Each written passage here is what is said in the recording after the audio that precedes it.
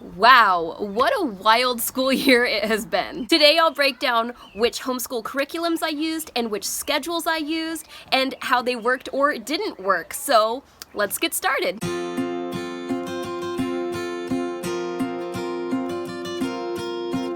Yeah, so this homeschool year was absolutely full of change. For one, I started homeschooling independently instead of through a charter.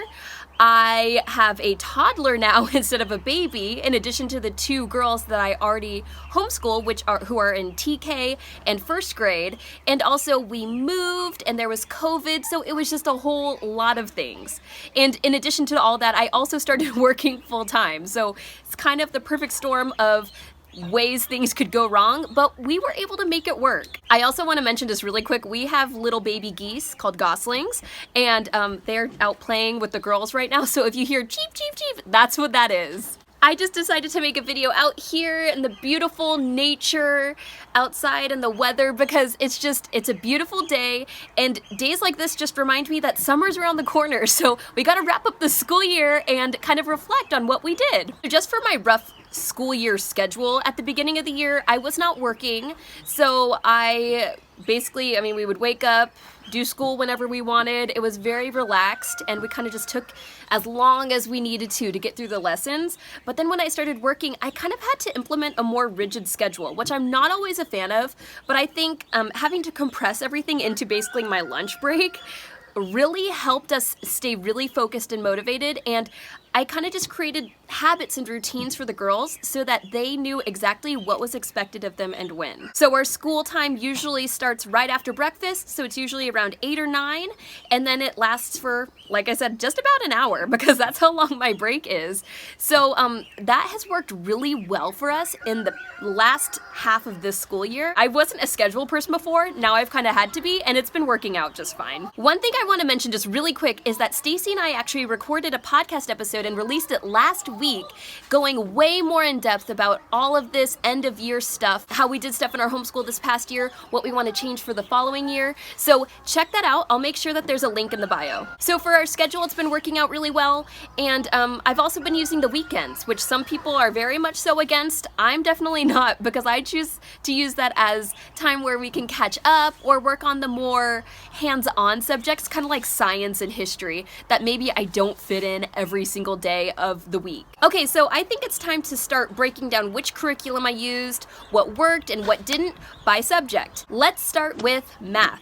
For math, Stacey and I both have always used from the beginning primary mathematics. It has always worked for us, all of our kids. I don't have any problems with it. It's absolutely perfect for what I need. I need something open and go. I don't want to have a bunch of manipulatives sitting out. I don't want anything that's going to take up a ton of room in my cabinet. There are two books per, grade. It's like 1A and 1B. One of my daughters is in 1A. One of my daughters is about to finish 1B. And it's just working great for us. So if you just need a really open and go math curriculum, I highly suggest primary mathematics. Next, let's talk about language arts. One thing that we've been using since the beginning of the school year, and really it's just been a great staple with us, is Explode the Code. Explode the Code is a phonics curriculum. It also teaches handwriting. I just love it. It is great. My kids can do it without much of my help because the directions really aren't that complicated, and my kids have made a lot of progress with this. And what I've been pairing Explode the Code with is All About Reading. This pairs excellently with Explode the Code. All About Reading was something I was kind of hesitant to start using, and I ended up using it after I started homeschooling independently, so I had to pay out of pocket for it, and it's not necessarily cheap, but it is so worth it. I recommend it to anyone who is looking for a really good, easy to use, in-depth reading curriculum. It really breaks everything down, and for those of you who really just want everything spelled out for you, it even comes with a script for how you can teach your kids. I don't necessarily go that far, and I don't even necessarily use all of the student workbook activities that are in the activity book, but I always have all of my kids read all of the stories in these books. They love them. The illustrations are really fun. The stories are short enough to keep them interested, but they're also long enough to give them a sense of confidence about reading. So highly recommend All About Reading. It's been working great. It's been a miracle worker for us this year, so highly recommend. Now let's move on to history. Since the beginning of my homeschool journey 2 years ago, we have been using Story of the World. So we just finished volume 1. We will be moving on to volume 2 probably in a week or two. I just haven't had the time. But when I don't use Story of the World, I read Our Island Story, or we listen to the audio version that's available for free on LibriVox. So Our Island Story is specifically a history of England, which eventually ties into American history, which is why I love it so much. I was actually recommended this by the online Charlotte Mason curriculum that's free called Ambleside Online. They recommend using this book for year 1, which my older daughter is in, and I love it. It reads like a novel. It's really engaging for kids. So I've been loving that, and like I said, there's an audio version available on LibriVox for free, so definitely check that out. But yeah, back to Story of the World. So we finished volume 1. We had a really good time with volume 1, and we are very much so looking forward to volume 2. My kids are kind of chomping at the bit, but I don't really want to start it until I know I have a few weekends where I can just really focus on it, and we've been busy with family things and just all sorts of things. So I definitely am very excited to get started with volume 2, and I suggest Story of the World for anyone who just wants a really easy history curriculum that's easy to use, has CDs, which that's what I'm holding up here because I rely heavily on these, and yeah, we just love it.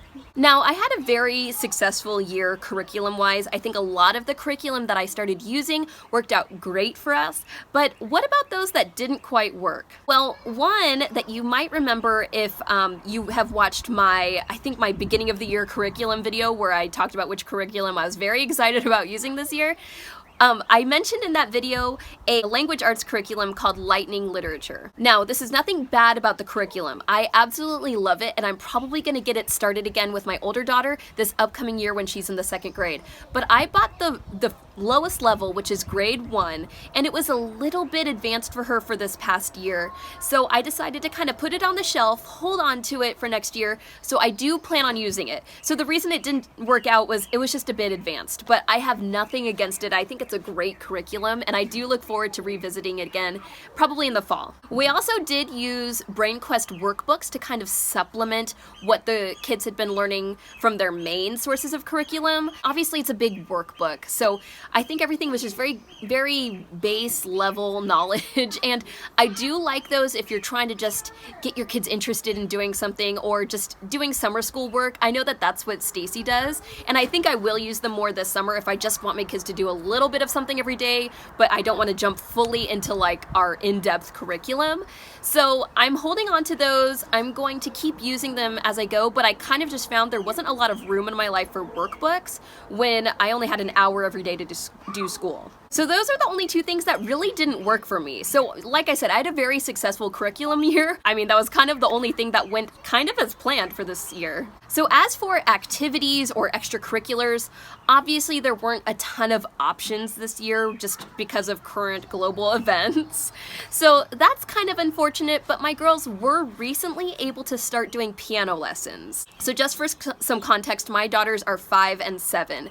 And, you know, they're on the younger side to start doing piano lessons, but I think they're doing great. And I think their piano teacher and the books that she is using to teach them are just perfect for just instilling a love of piano. My kids are always excited to do it, which I think that's great. I think that's the whole point. I think that that's really what we should be striving for. At their young ages, I don't think I should be asking them to do things perfectly or reading the notes or the sheet music perfectly. I just want them to be very excited to play. So that has all been working out beautifully, and I'm very excited to see how that goes in the future because I plan on continuing that into future school years. So if I'm thinking about for the future, for next school year, what I would change, there really isn't too much I would change. I would like for our daily routine to get a little more consistent, and this is through no fault of my own, it's through no fault of my kids. It's just with working full-time and homeschooling, it's just kind of tricky to make everything work unless everyone is fully on board, fully in a great mood, fed, happy. When like one little thing goes wrong, sometimes all of that just kind of unravels. So we all know with kids, every day is a little bit unpredictable, but I've been trying my best to roll with the punches and keep it going, because homeschool is incredibly important to me. It's one of our highest priorities as a family. And my husband has been helping too, but he also just started a new job and he's working crazy hours. So we're just trying to make it work. And I think with the routine we're doing now, with that hour of lunch where I come down and I do the homeschool with the kids, I think it's been working out really well.